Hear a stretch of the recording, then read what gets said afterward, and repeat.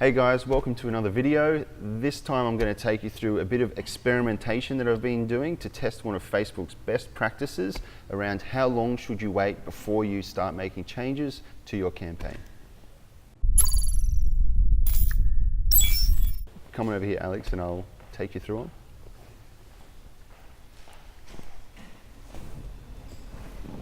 Alright, so this campaign here, as you can see, it's a lead generation campaigns. So far I've generated 19 leads at $17 per lead.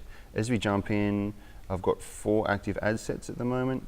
You can see I've got page admins on the coast, Central Coast business owners, a 5% lookalike audience of our website traffic, and then also people on the coast have an interest in advertising and other social media interests.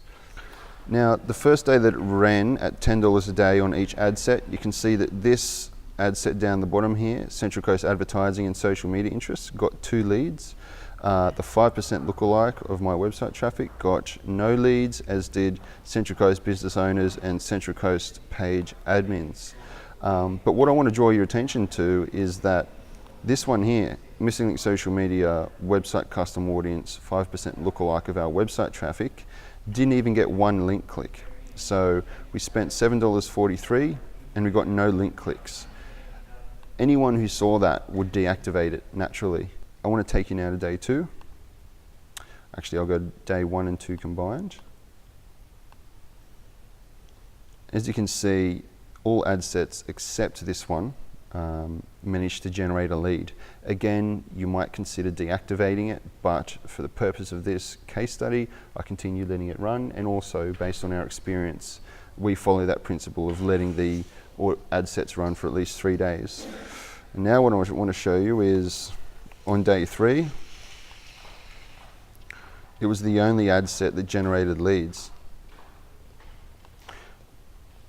Now if I go, let's go the first week, the first 7 days. You can see here it's actually the top performing ad set, which has 6 leads at $10.93 each. All right, so what you could see there was we were essentially busting a myth, proving it true or false. I feel like that could be a bit of a series, Alex. What do you reckon? Sounds good. Yeah, myth busting, Facebook ads myth busting.